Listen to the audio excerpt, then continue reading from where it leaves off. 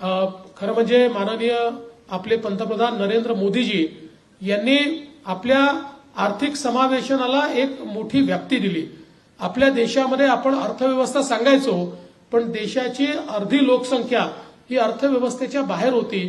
देशातले 50 कोटी लोक असे होते की ज्यांनी बँकेचं तोंडही पाहिलं नव्हतं, बँकेचा चेहराही पाहिला नव्हता आणि ज्यांच्याकडे बँकेचं खातं देखील नव्हतं।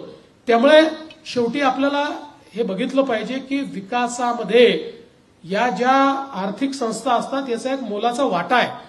जिथे अधिक मोठ्या प्रमाणात, अधिक सक्षम प्रमाणात आणि अधिक विकसित प्रमाणात आपल्याला आर्थिक संस्था पाहायला मिळतात, त्या ठिकाणी फायनान्शियल इन्स्टिट्यूशन पाहायला मिळतात, त्याच ठिकाणी विकास झालेला आपल्याला पाहायला मिळतो। आणि ज्या ठिकाणी फायनान्शियल इन्स्टिट्यूशन्स नाहीत त्या ठिकाणी आपल्याला विकास पाहायला मिळत नाही।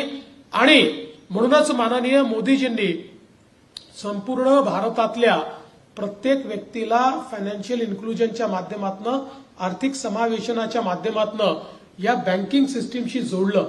आज त्याचा परिणाम काय आहे?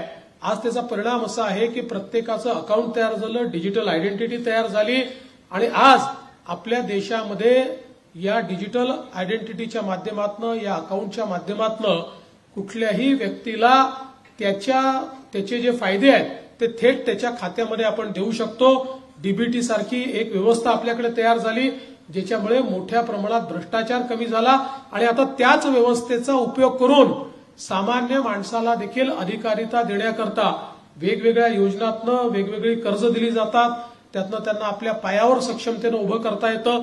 आणि म्हणूनच ही जी काही आर्थिक सक्षमता आहे याच्याकरता देश विदेशातील प्रत्येक घडामोडींचे लाईव्ह अपडेट मिळवण्यासाठी आता साम टीव्हीच्या सर्व सोशल मीडिया प्लॅटफॉर्मला लाईक, फॉलो आणि सबस्क्राईब करा। तसंच सर्व नोटिफिकेशनसाठी बेल आयकॉन प्रेस करायला विसरू नका।